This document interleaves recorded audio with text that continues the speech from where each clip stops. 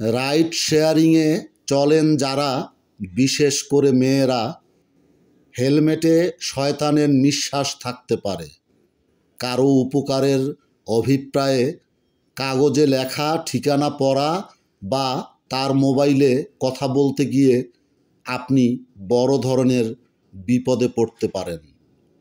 নিজের নাক এবং নিজেকে সতর্কতায় রাখাতেই মিলতে পারে সাময়িক সমাধান।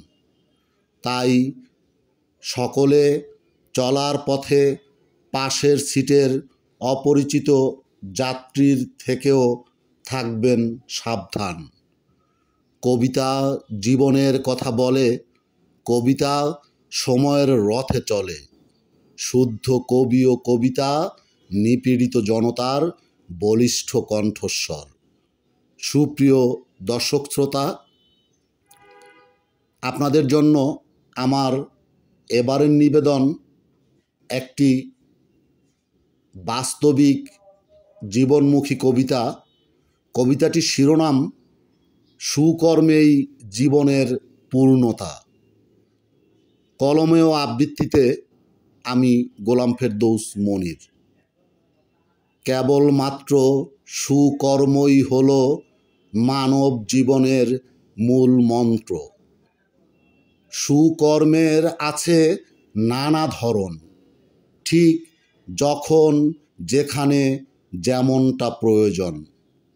কোনো পথিকের দুর্ঘটনার কথা মাথায় রেখে চলার পথের কাঁটা সরানো একটি সুকর্মই বটে। সুকর্ম হয়ে যাবে কুকর্ম যদি লোক দেখানোর তরে প্রচার করে করা হয় আয়োজন।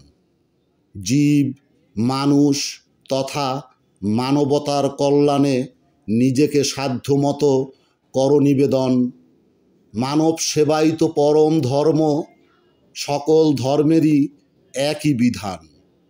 সুকর্মে যে অর্থদান করতে হবে এমনটা নয়, তবে হ্যাঁ, থাকলে সাধ্যমতো দান করা যেতেই পারে। সেটাও বড় সুকর্ম। তোমার একটি পরামর্শে কেউ যদি রোগ থেকে মুক্তি পায় বা বিপদ থেকে পায় পরিত্রাণ। পারিবারিক শিক্ষাই সকল শিক্ষার মূল চালিকা শক্তি। কোনো ধর্মবিদ্বেষী লেবাসী ধার্মিক সাজলেও ধার্মিক উপাধি পেতে পারেন না। সকল ধর্মের একই মর্মবাণী। তাই মুক্তি পেতে হলে সুকর্মকেই আঁকড়ে ধরে মানবিক জীবন গড়ো। সুকর্মেই আলোকিত জীবন, কেবল সুকর্মের মাঝেই নিহিত আছে মহান মাওলার মেহেরবাণী।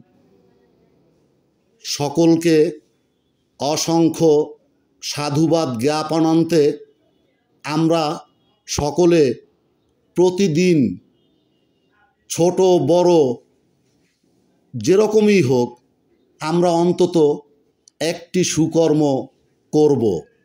এই হোক আমাদের সকলের দৃঢ় প্রত্যয়। সকলকে অসংখ্য